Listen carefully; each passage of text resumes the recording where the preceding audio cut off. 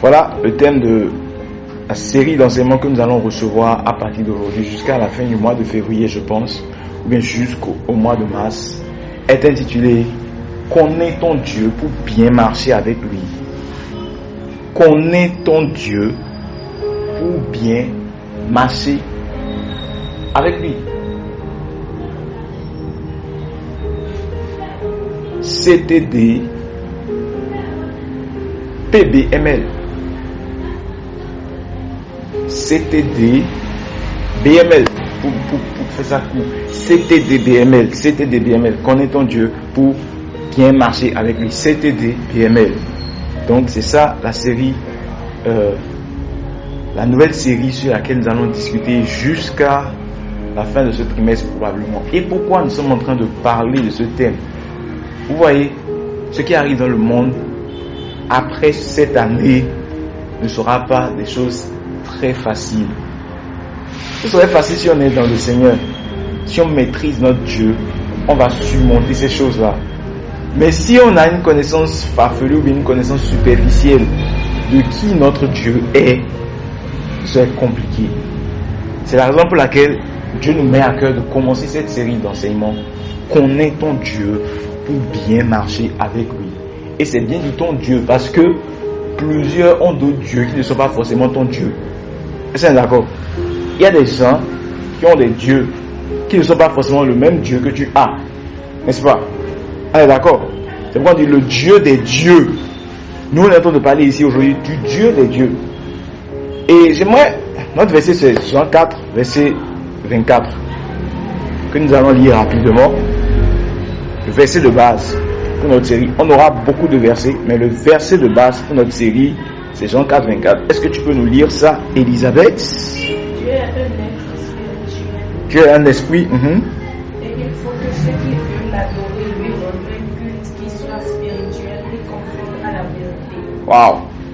Il faut que ceux qui veulent l'adorer lui rendent un culte qui soit spirituel et conforme à la vérité. Un culte en esprit et un culte conforme à la vérité. Maintenant, regarde le verset 23. Le verset 23 qui m'intéresse plus. Mais le temps viendra. Mais le temps viendra. Non, il est déjà là. 22. De toute façon, Oui. vous adorez un Dieu que vous ne connaissez pas. Vous adorez un Dieu que vous ne connaissez pas. C'est là mon verset, c'est là mon point. Jean 4, 22. Vous adorez un Dieu que vous ne connaissez pas. Vous adorez un Dieu que vous ne connaissez pas. Ça veut dire que, et là, il est en train de parler à une femme samaritaine. Et les Samaritains adoraient le Dieu d'Israël. Ils adoraient le vrai Dieu. Mais Jésus vient lui dire que ce que tu adores là, tu ne connais pas. Tu es dans des principes, dans des rites. Mais en réalité, en vérité, tu ne connais pas ce que tu adores. Tu ne connais pas ce que tu es en train de servir. Donc on peut être dans le vrai Dieu, on peut être avec le vrai Dieu et ne pas le connaître. On peut même servir le vrai Dieu et ne pas le connaître. Miséricorde. Et tu dois comprendre ceci. Vous devez comprendre ceci aujourd'hui. Le monde là, le monde est fait de deux royaumes principaux. Il y a deux royaumes principaux dans le monde. Donc si tu es dans le monde là, soit tu fais partie d'un royaume ou de l'autre. Le premier royaume c'est le royaume des ténèbres. Et ensuite, le royaume de la lumière. Quand on parle de royaume, on parle d'un territoire. Quand on parle de royaume, on parle royaume. En anglais, c'est kingdom. Ça veut dire roi et domaine. Donc, royaume, c'est roi du domaine. Un roi qui a le contrôle sur un domaine. Donc, il y a deux royaumes. Qui parle de deux royaumes parle donc de deux rois. Donc, chacun des royaumes a un roi. Le royaume des ténèbres a un roi qu'on appelle Satan, ou bien Lucifer qui est devenu Satan. Et le royaume de la lumière a un roi qu'on appelle Christ, Jésus. Le Seigneur des Seigneurs, le roi des rois. Et chaque royaume, quand on parle de royaume, dans un royaume, il y a les lois, il y a des instructions, il y a la façon de vivre, il y a des décrets du roi pour vivre d'une manière donnée. Donc si tu fais partie d'un royaume, tu dois connaître le roi, tu dois connaître les instructions du roi, tu dois connaître les règles prônées par le roi pour pouvoir bien vivre dans ce royaume. Exemple, au Bénin, si jamais tu fais erreur, tu ne connais pas le prego qui est là, et tu vas mal parler contre lui, mon ami, tu vas te retrouver où? Criette. Si jamais tu fais erreur, tu ne connais pas les décrets, les règles, les lois qui sont sorties récemment, et tu vas les enfreindre, tu vas mal te retrouver. Pourtant, tu es dans le royaume. Amen. Donc, quand tu es dans un royaume, tu dois connaître le roi, tu dois connaître les principes, tu dois connaître les lois, les instructions, les désirs de ce roi-là. Notre thème, c'est connaître ton Dieu. Donc, si quelqu'un est dans le royaume de Satan, et tu vas même voir que la tragédie, c'est que ceux qui sont dans le royaume de Satan connaissent bien leur Satan, plus que ceux qui sont dans le royaume de la lumière. Miséricorde. C'est ça la tragédie. Ceux qui servent le royaume des ténèbres connaissent leur roi. Et c'est le roi mieux que nous ne connaissons notre Dieu. Ils sont organisés, ils sont stratégiques et ils savent comment opérer. C'est pour cela que nous voyons aujourd'hui que le royaume des ténèbres, on a comme l'impression que le royaume des ténèbres domine le royaume de la lumière dans nos nations. Dans beaucoup de pays aujourd'hui en Afrique, dans beaucoup de pays dans le monde, on a comme l'impression que la sorcellerie, les ténèbres prennent de l'ampleur ou bien prennent le dessus. Miséricorde. Pourquoi? Parce que eux là, ils étudient. Hein? Eux là, ils étudient.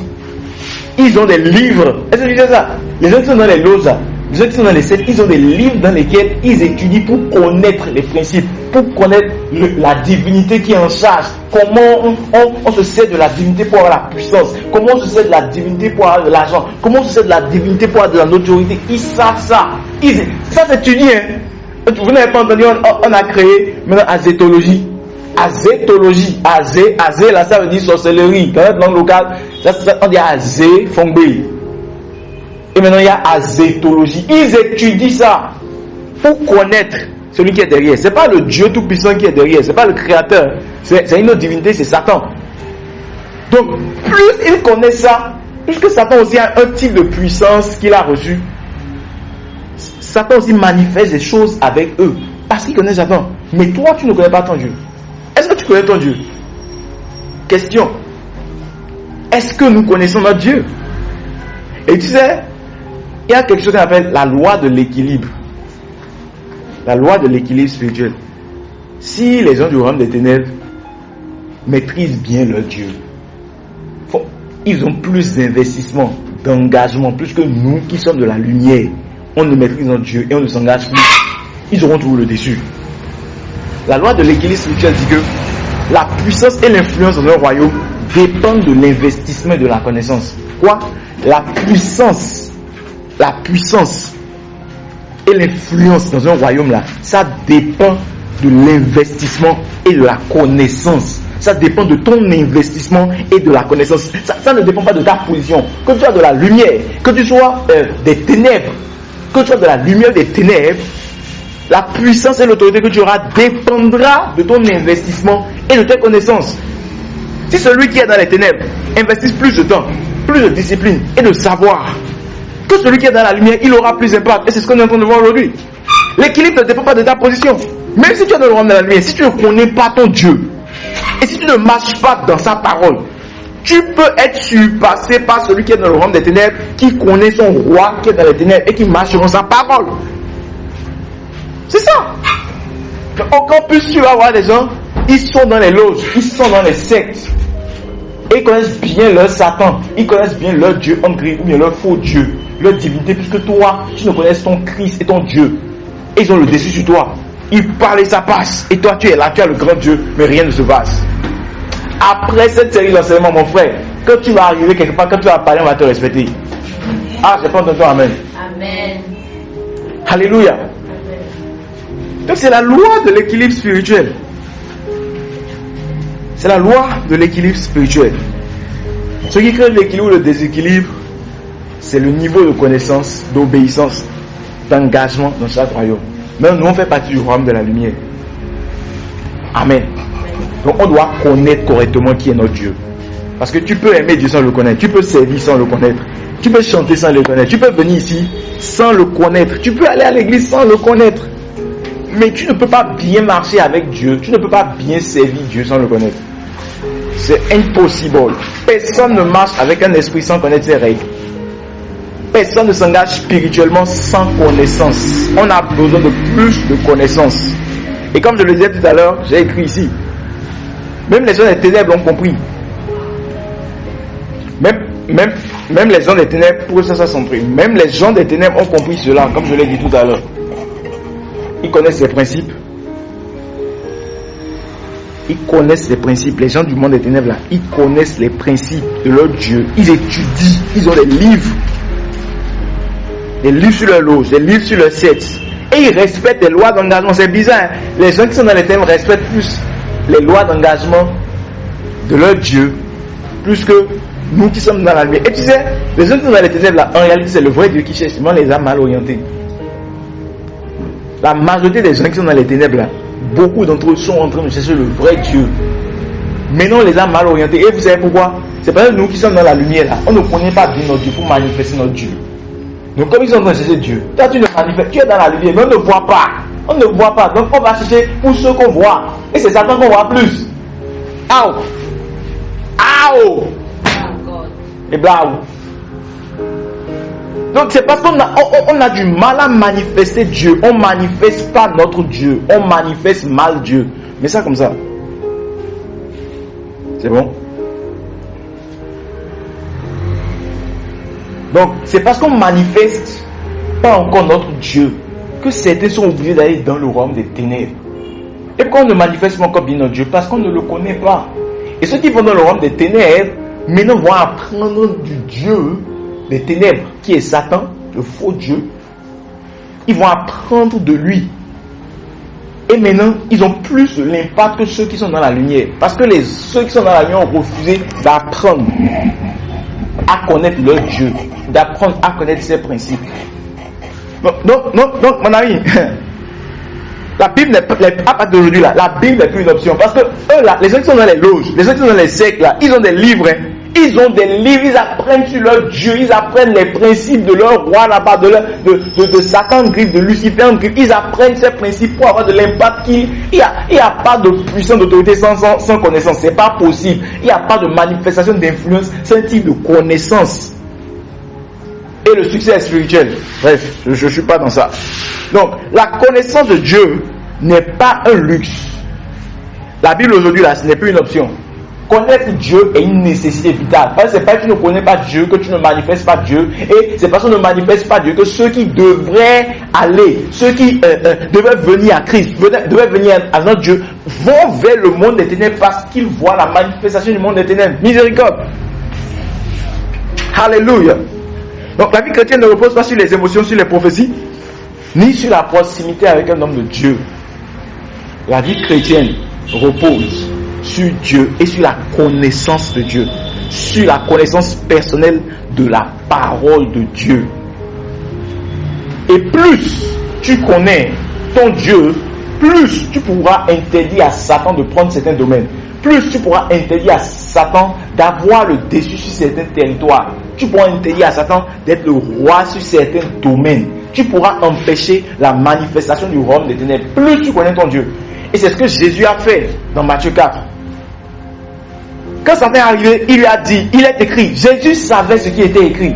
Jésus a dit, tu ne te prosterneras, tu te prosterneras seulement devant Dieu. Tu ne tenteras pas ton Dieu. Tu adoreras ton Dieu. Parce qu'il avait la connaissance de son Dieu. Il avait la connaissance de ce qui est écrit. Amen. Donc, le but de notre série d'enseignement, c'est cet enseignement n'a pas pour but de te rendre religieux. Ami ça, il toque non. Ou bien de faire de toi un pasteur. Non, c'est pas ça. Ou bien de faire de toi un philosophe ou un théologien. Non, c'est pas ça. L'objectif de cette série est de t'amener à connaître Dieu. À connaître Dieu et à marcher selon ses principes. Car dans toutes les générations, ceux qui ont marqué leur temps, ce sont les personnes qui connaissaient leur Dieu. Pas des gens qui allaient à l'église. Et on va voir ça tout à l'heure si le temps permet. Alors, pourquoi est-ce qu'il est indispensable de connaître Dieu? Pourquoi est-il indispensable de connaître Dieu? Raison numéro 1, ou bien vérité numéro 1, tirée du verset principal, notre verset de base. Jean 4, 24. Oh, 22 plutôt. Jean 4, 22. Vous adorez ce que vous ne connaissez pas. vous adorez ce que vous ne faisiez pas quoi? Donc, la raison numéro 1 ici, c'est que nous devons connaître, mais tu dois connaître ton Dieu pour mieux l'adorer. Tu dois connaître ton Dieu pour mieux l'adorer, bien mieux le servir. Jean 4, 24 et 22.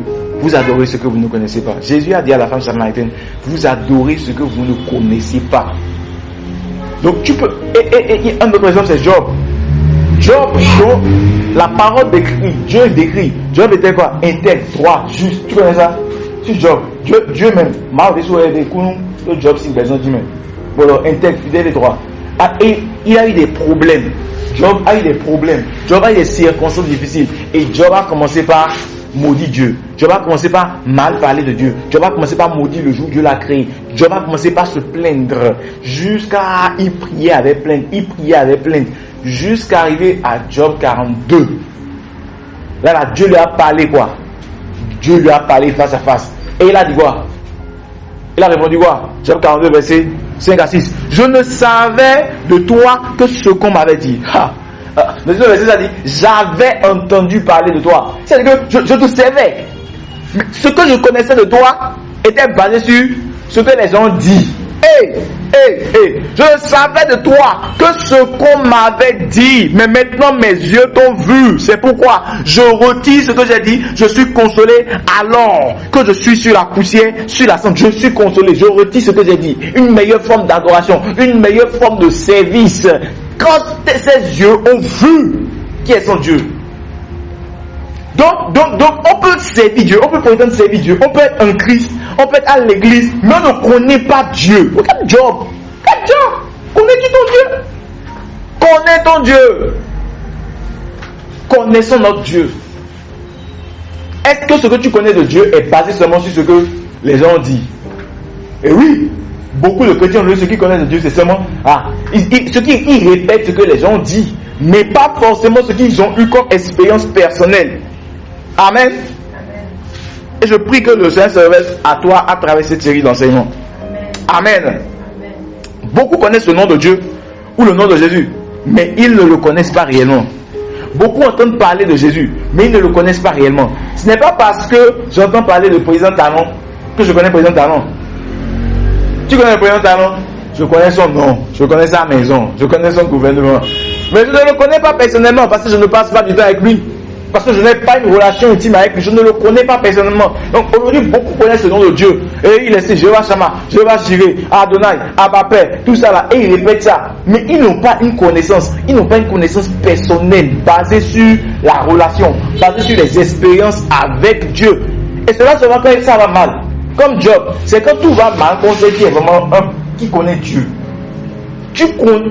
C'est quand il y a des situations, des épreuves, c'est là que tu découvres qui connaît vraiment Dieu. Dans les paroles, dans les actes, tu arrives à savoir qui connaît vraiment Dieu. Et lorsque tu as vécu la connaissance, lorsque tu as une expérience profonde avec le Seigneur, cela apporte la transformation. Job suivait Dieu en se basant sur ce qu'il a entendu dire. Mais quand il a vu Dieu de ses propres yeux, qu'est-ce qu'il a dit? Il a dit, il s'est retiré et il s'est humilié en vrai adorateur. Amen. Donc, comme je l'ai dit, la connaissance personnelle que tu as de Dieu se distingue par ta réaction dans l'épreuve. Comment est-ce que Élisabeth se comporte? Est-ce qu'elle se plaint? Est-ce qu'elle blâme Dieu? Est-ce qu'elle abandonne la parole de Dieu? Pour commencer par voir que Dieu est la source de ses problèmes. C'est devant les difficultés qu'on voit ceux qui connaissent Dieu. Et je vais vous montrer ça dans la parole qui arrive. Donc la vraie connaissance de Dieu implique l'expérience, la relation, la révélation personnelle, et elle produit un meilleur service. Elle produit une meilleure adoration. Alléluia.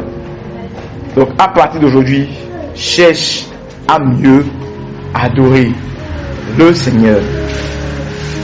Connaître Dieu parce que les gens disent ne suffit pas.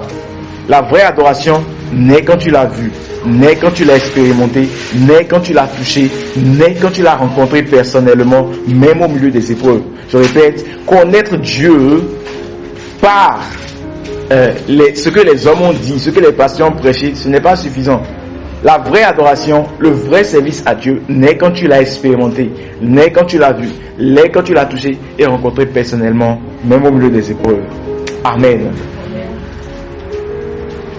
Alors, nous allons passer maintenant à la deuxième raison. Première raison, c'est quoi?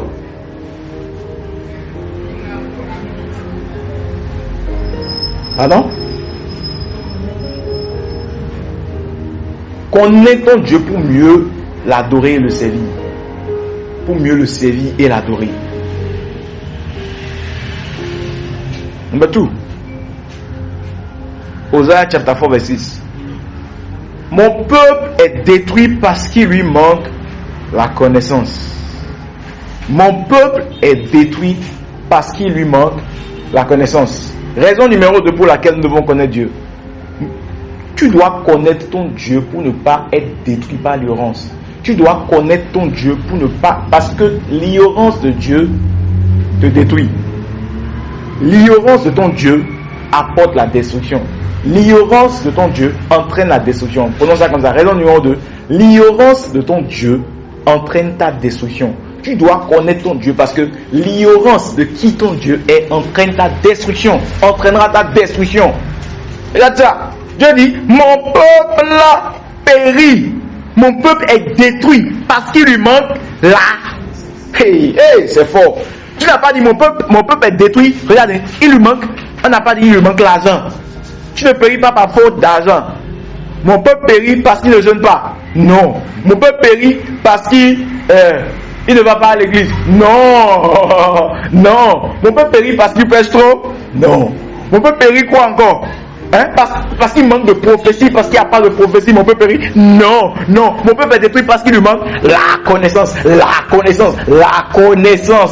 Hey, si c'est ça là, ta regard de prière principale devrait devenir la connaissance.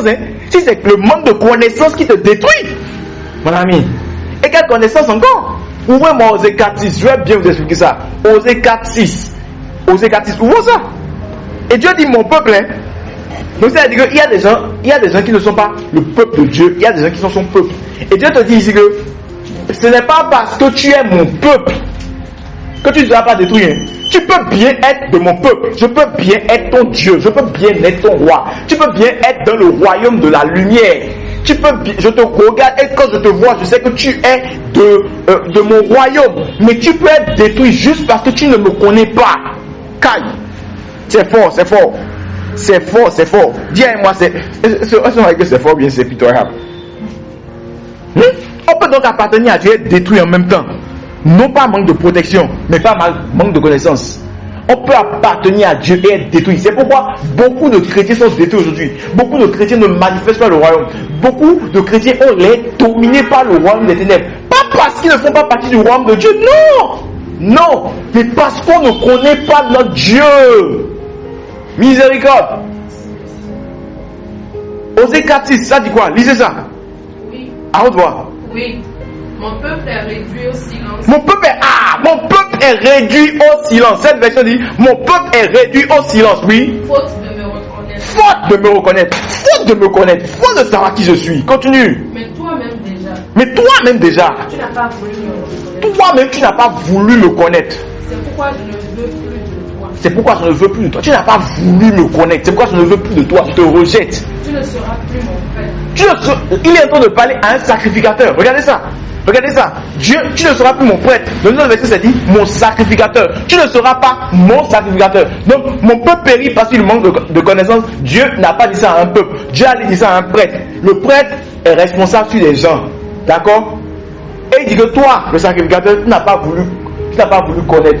Parce que tu n'as pas voulu connaître, tu n'as pas enseigné la connaissance à mon peuple. Et mon peuple maintenant est détruit parce qu'il manque de la connaissance. Donc, Dieu, même si tu ne peux pas donner comme excuse que c'est mon pasteur qui ne m'a pas enseigné. Même si mon pasteur ne t'a pas enseigné, si tu n'as pas la connaissance, tu vas payer. C'est ce que ça veut dire. C'est gravissime.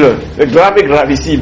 Donc, si tu as un pasteur qui ne t'enseigne pas la connaissance de Dieu, qui ne te rapproche pas à Dieu, Dieu ne va pas dire parce que son pasteur ne l'a pas enseigné, parce que son pasteur ne l'a pas fait connaître Dieu, et je le comprends. Non! Malgré que le sacrificateur n'a pas cherché à connaître Dieu, n'a pas enseigné la connaissance de Dieu à son peuple, on dit que le peuple a péri. Miséricorde. La destruction peut ne pas être spectaculaire. La destruction, ça peut être la confusion. Ça peut être le manque. Ça peut être quoi? la stagnation, les erreurs répétées, la destruction, ça peut être la manipulation, la sorcellerie qui a le pouvoir sur toi, ainsi de suite. Amen. Et il y a un autre verset encore. On parle de la connaissance, mon peuple périt faute de connaissance. C'est un verset populaire, tout le monde connaît ça. Combien? Je vais vous montrer les versets que les gens ne connaissent pas. Ésaïe 5, verset 13. Aïe, aïe, aïe, aïe, aïe. Ésaïe 5, verset 13. C'est pourquoi le Seigneur déclare: mon peuple sera déporté, car il n'a rien compris. Deuxième verset, ça dit: c'est pourquoi mon peuple sera emmené captif. Mon peuple sera emmené en captivité parce qu'il lui manque la connaissance. Parce qu'il lui manque quoi? Le verset dit: parce qu'il ne me connaît pas. Le manque de connaissance mène à la captivité. Le manque de connaissance de qui Dieu est, comment il fonctionne, ça va te mener à la captivité, même si tu es dans le royaume de la lumière, même si tu appartiens à Dieu. C'est pas nous chercher à connaître Dieu. Nous ne sommes pas seulement un chrétien qui vient à l'église. Le manque de connaissance mène à quoi? À la captivité. Tu es chrétien, tu as le Saint-Esprit en toi, mais tu es encore dans la peur. Manque de connaissance. Tu es captif de la peur. Manque de connaissance. Tu es captif du noir. Moi, on ne peut pas rester dans le noir. Manque de connaissance. Tu es captif du péché. Tu es captif des prophéties. Toi, tu vis par prophétie. Toi, tu ne connais pas ton Dieu, tu vis seulement par prophétie. Tu es captif des cycles qui se répètent, des cycles de famille. Pourquoi? Parce que nous ne connaissons pas Dieu. Dieu a dit ça. Mon peuple. Retiens bien. Dieu dit mon peuple. Bon, il voit ça, mais c'est comme s'il ne réagit pas, parce qu'il manque de connaissance. Aïe, aïe, aïe, aïe, aïe, aïe, c'est fort. C'est fort et ça amène à poser des questions. Connais ton Dieu. À partir d'aujourd'hui, je déclare que le Saint-Esprit de là connaît notre Dieu. Amen. Ensuite, regardez encore notre verset. Je vais vous sortir des versets qui parlent de manque de connaissance là. Jérémie 8, verset 7.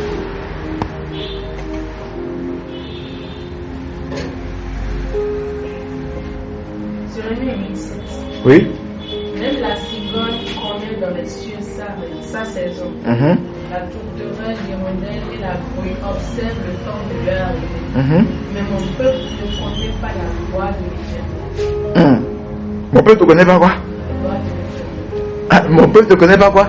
La loi de l'Éternel. Les oiseaux, les animaux connaissent ce temps. Les oiseaux connaissent cette saison. Mais moi, il ne dit pas le peuple, il dit mon peuple ne connaît pas la loi de l'Éternel. Donc tu es mon peuple, tu es dans mon royaume, mais ils ne connaissent pas la loi, ils ne connaissent pas les lois de mon royaume. Nous ne connaissons pas les lois du royaume.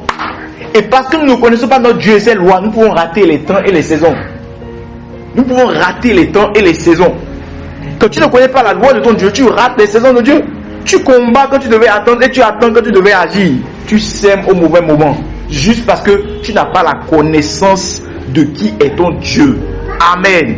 Amen. Donc, j'ai écrit ici, Satan n'a pas besoin de t'attaquer frontalement, en face, directement. Si tu ignores les lois spirituelles, Satan n'attaque pas directement. Il passe par derrière. Il te fait désobéir à une loi pour entrer dedans. Satan est comme ça. Satan ne peut pas t'attaquer. Si tu es chrétien, écoute-moi, tu es chrétien, Satan ne peut pas t'attaquer directement. La sorcellerie ne peut pas t'attaquer directement. C'est pourquoi il va t'amener à désobéir, à enfreindre à une loi pour avoir la porte d'entrée. Et ça, c'est une attaque indirecte, on appelle ça. Avant de t'attaquer par la sorcellerie, il va d'abord passer par ta désobéissance. Donc si tu ne connais pas ton Dieu, tu ne connais pas les lois de ton Dieu, Satan lui connaît un peu Dieu. Est-ce que c'est un peu même? Satan connaît Dieu. Mais s'il ne connaît pas tout Dieu, il ne sait pas quand Dieu agit. Il sait souvent comment Dieu opère. Parce qu'il a été l'ange principal de Satan et de Dieu. Amen. Amen. Donc si Satan n'a pas besoin de t'attaquer frontalement, si tu ignores les lois spirituelles, il te suffit de désobéir et lui, il fait ce qu'il veut faire. Parce qu'un croyant ignorant prie mal, agit mal, discerne mal, interprète mal ce qu'il vit. Amen. Donc, la connaissance de Dieu et de ses lois. La connaissance de Dieu et de ses lois, ce point est bien long. La connaissance de Dieu et de ses lois est une protection spirituelle. Quand la connaissance disparaît, la vie perd son sens. Quand la connaissance que tu as de Dieu disparaît, ta vie perd son sens. Même la vie spirituelle que tu as en Christ devient lourde. Tu es dans la culpabilité. Parce que tu ne sais pas que Dieu est amour et Dieu ne condamne pas ses enfants. Satan n'a pas peur de ton émotion. Satan n'a pas peur de tes cris. Satan n'a pas peur de ton zèle. Satan n'a pas peur de la multiplication de tes activités. Il a peur de la connaissance de Dieu que tu as. Et c'est ça même qu'il attaque. Parce qu'un croyant ignorant peut être sincère, mais restera vulnérable. La connaissance protège, éclaire, stabilise. Voilà pourquoi Dieu insiste autant. Non pas pour t'humilier, mais pour te préserver. Connaître Dieu n'est pas une option spirituelle. C'est une question de survie. Connaître Dieu n'est pas une question, c'est pas une option, c'est pas facultatif quoi. Si tu es suivi dans le royaume, tu as besoin de connaître Dieu. Satan s'en fout de tes émotions, d'enchaînement des activités si tu ne connais pas Dieu. Connais ton Dieu. Connais ton Dieu. On ne perd pas d'abord sa vie spirituelle par le péché, mais par le manque de connaissance de Dieu. Je répète, on ne perd pas sa vie spirituelle par le péché quoi. On ne perd pas sa vie spirituelle par le péché d'abord, mais par le manque de connaissance de qui Dieu est. Par le manque de connaissance de qui Dieu est. Amen. De ce pas, nous passons à la troisième raison. Do you know God? Connais-tu ton Dieu? Kadobo Rabdazo Vadigle Kadava. Osée 6, verset 6. C'est écrit. Car j'aime la miséricorde. Je veux que quelqu'un d'autre lise. Elisabeth. Qu'on agisse avec bonté. Voilà ce que je désire plutôt que des sacrifices. Et qu'on me reconnaisse comme Dieu plutôt que de construire des amis sur le terrain. Lis-moi une autre version.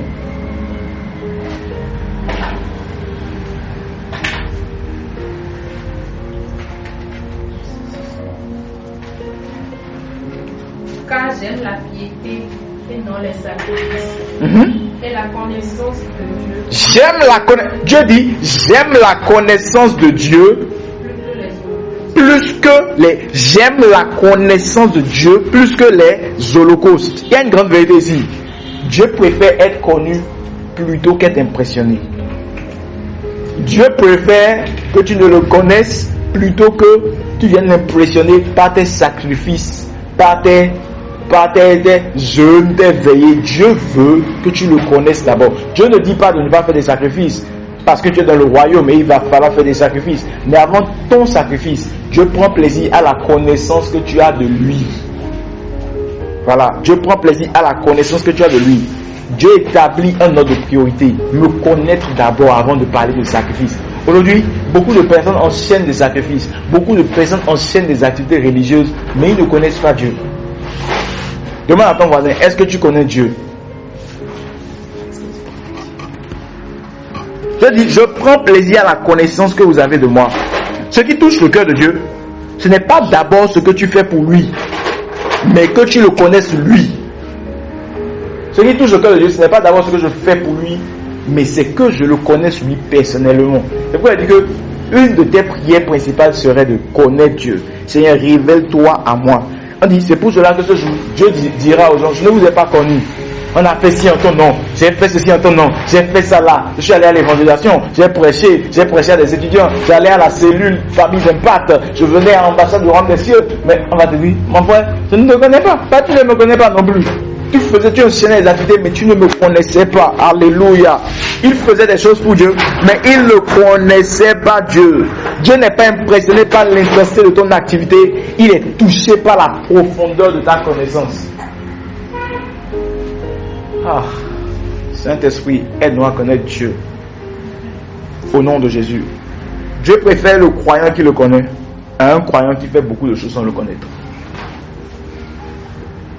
Dieu préfère le chrétien, le croyant qui le connaît, à un chrétien qui enchaîne une multitude d'activités sans le connaître. Et cela me conduit à la prochaine raison.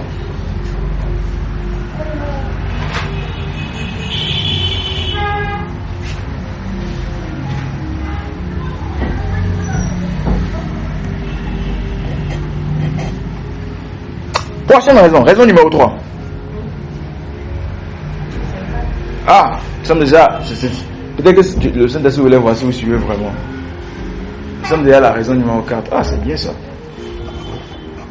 Fantastique. J'ai pour objectif de tenir dans 45 minutes aujourd'hui, donc j'espère que je suis en train. Je prie que d'ici la fin du mois, mais la première semaine, on aura des instruments pour filmer au nom de Jésus. Au moins le trépied pour filmer, pour que les gens n'aient plus mal.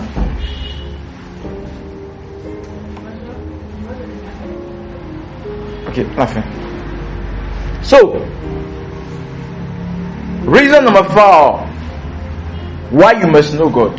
Daniel chapter 11 verse 32. Daniel 11 32. 31 à 33, mais je veux d'abord que quelqu'un me lise 32, vais voir.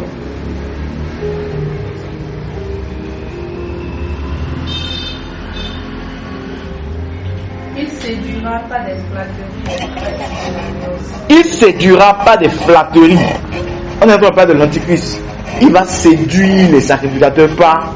Ceux du peuple qui connaîtront leur. Mais pendant qu'ils sont en train de séduire, pendant que l'antichrist va commencer par séduire, par les traiter, par des alliances. Quand le diable va commencer son jeu dans les derniers jours, ceux du peuple qui connaîtront leur Dieu, agiront avec fermeté. Adieu. Et les plus sages parmi eux donneront instruction à la multitude. Comment? Reprends-moi encore le verset là, Mais ceux du peuple qui connaîtront leur Dieu agiront avec fermeté, et les plus sages parmi eux donneront instruction à la multitude.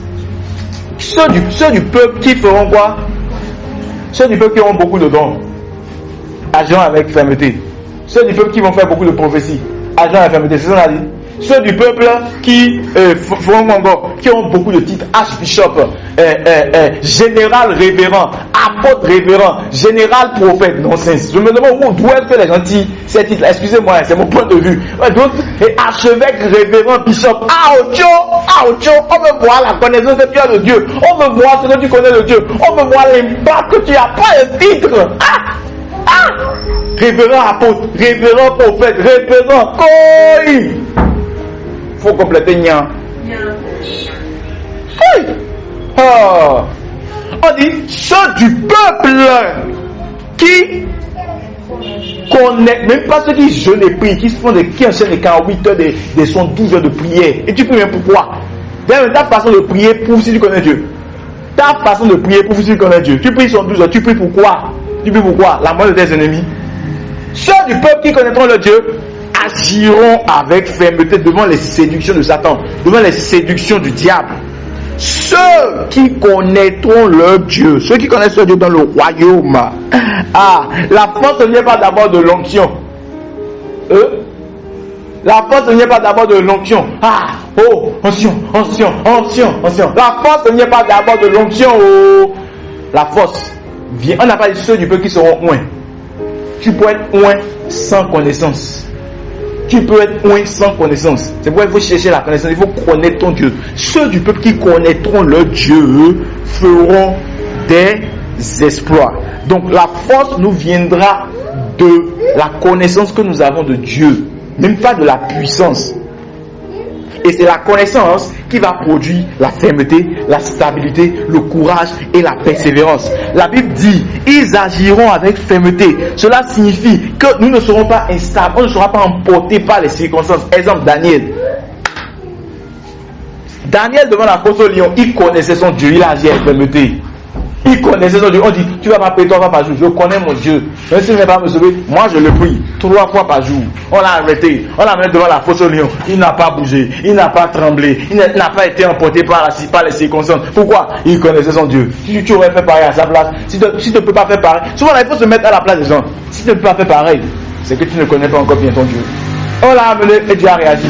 Pareil pour Shadrach, Meshach, Abednego. Regarde, eux tous ils étaient ensemble. Qui sont tes amis? Si tu marches avec les gens qui connaissent Dieu, tu vas connaître Dieu. Si tu marches avec les gens qui ne connaissent pas Dieu, toi-même tu ne vas pas connaître Dieu.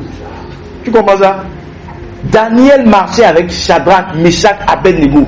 Daniel devant la fosse au lion, il est allé. Il a refusé de se prosterner. Toi, chrétien, on dit tel days. Ouais, c'est culturel. On fait les sacrifices à notre Dieu. Toi, tu dis c'est culturel. Vas-y, ok. Je n'ai pas appelé le nom ici maintenant. Ok, vas-y. Ceux du peuple qui connaîtront le Dieu. Si tu connais ton Dieu, tu sais que ton Dieu est le créateur des cieux et de la terre. Ton Dieu est un Dieu invisible. Et ton Dieu vit en toi. Et ton Dieu t'a créé à son image. Ton Dieu t'a créé comme l'être le plus suprême qui existe sur la terre. Tu vas te prosterner devant une statue. Tu vas te prosterner devant un appareil de lunettes. Tu dis que c'est couille. C'est de la bêtise intellectuelle selon moi. Ça c'est mon point de vue. Je ne dis pas que c'est la vérité. Prends ça si tu veux, mais laisse tomber. Mais c'est moi que tu comprends que ton Dieu est le créateur des cieux et de la terre. Ton Dieu est un Dieu invisible qui t'a créé à son image et qui s'est répandu en toi. Tu es le seul être sur la terre qui a été créé à l'image de Dieu. Tu es le seul être sur la terre qui a été créé à l'image de Dieu. Comment tu vas encore créer des objets? Tu vas créer des objets de pas de aller t'incliner devant les objets et dire que ça là c'est Dieu et tu dis que c'est notre divinité. Notre divinité, pourquoi ils ne sont pas créés depuis 2000 ans? Pourquoi les statues n'existent pas depuis 2000 ans? Et chaque année on doit créer des statues. Et ça tu appelles la divinité. Et c'est le fait de penser. Tu as une mauvaise façon de Dieu. Tu ne connais pas encore Dieu. Je prie que Dieu t'ouvre les yeux pour que tu puisses découvrir qui est Dieu. Ah! Tu connais qui tu es? Tu connais qui tu es? Toi, là, l'homme, homme intellectuel, tu es diplôme. Tu sais qui tu es? Tu sais quelle puissance il y a en toi? Tu sais quel pouvoir il y a en toi? Tu sais, tu n'allais pas aller te poser devant les trucs pour dire que, quoi? Culture. Que c'est rien. Et toi, chrétien, tu vas là-bas. Tu ne connais pas ton Dieu. Ceux du peuple qui entendent le Dieu agir en infirmité. On a dit à Shadrach, Meshach, Abednego, vous devez vous prosterner devant le Dieu de ce pays, le Dieu de Babylone, et ça. Ils ont dit, niente, Daniel 3, 16, 17. Notre Dieu a le pouvoir de nous sauver de vos mains. Mais même s'il n'arrive pas pour nous sauver, nous, on ne va pas se prosterner. Ils connaissaient leur Dieu. Ils connaissaient quoi? Leur Dieu. Ils ont agi à infirmité. Quand ils les ont mis dans la fournaise, qu'est-ce qui s'est passé? Un quatrième homme est apparu. Un quatrième homme est apparu. Et ils ont été délivrés. Et donc, mon ami, les espoirs ne sont pas le fruit du hasard. Les espoirs sont le fruit d'une relation profonde, d'une connaissance que tu as de Dieu. Alléluia. Amen. Je vais passer au point suivant. Ceux qui connaissent Dieu deviennent des repères. Ils éclairent les autres. Ils ne perdent pas. Pour conclure ce point-là. Ceux qui connaissent Dieu, ils ont des repères. Ils éclairent les autres. Et ils ne se perdent pas dans la confusion. Ils ne se perdent pas dans les circonstances négatives. Un peuple sans connaissance devient spectateur, mais un peuple qui connaît son Dieu devient acteur pour le plan de Dieu.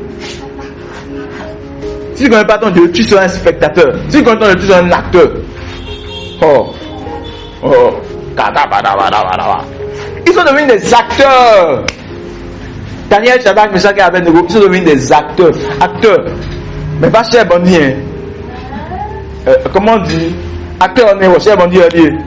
Nous là, on devient acteur. Lorsque tu connais Dieu, tu arrêtes d'être. Ceux qui connaissent Dieu arrêtent d'être des spectateurs, deviennent des acteurs dans leur génération. Ah, que le Seigneur nous aide à le connaître. Nous devenons des acteurs du plan de Dieu. Voilà pourquoi Satan combat la connaissance de Dieu.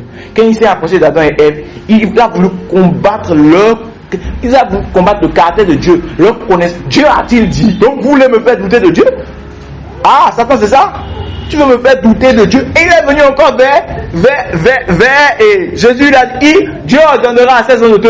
Il a commencé par vouloir faire douter de Dieu. Satan combat la connaissance de Dieu plus que toute autre chose. Oh, alléluia. C'est pourquoi il t'empêche de lire la parole de Dieu. Amen.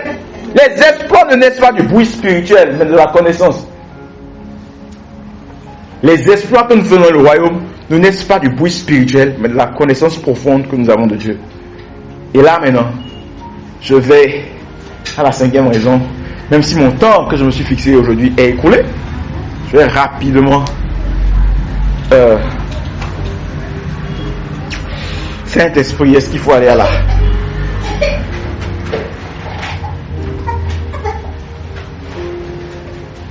Alors nous allons nous arrêter là pour aujourd'hui. Nous allons nous arrêter là pour aujourd'hui.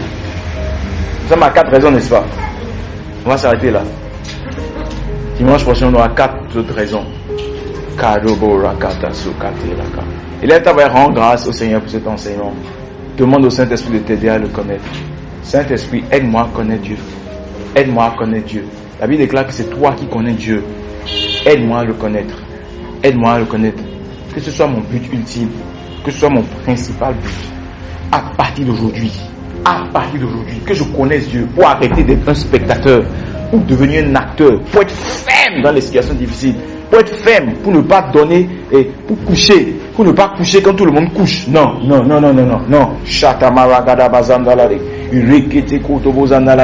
ne pas être corrompu quand tout le monde se corrompt. Non. Pour ne pas tricher quand tout le monde triche. Aide-moi à connaître mon Dieu. Aide-moi à connaître mon Dieu. Aide-moi à connaître mon Dieu. Au nom puissant de Jésus-Christ, nous avons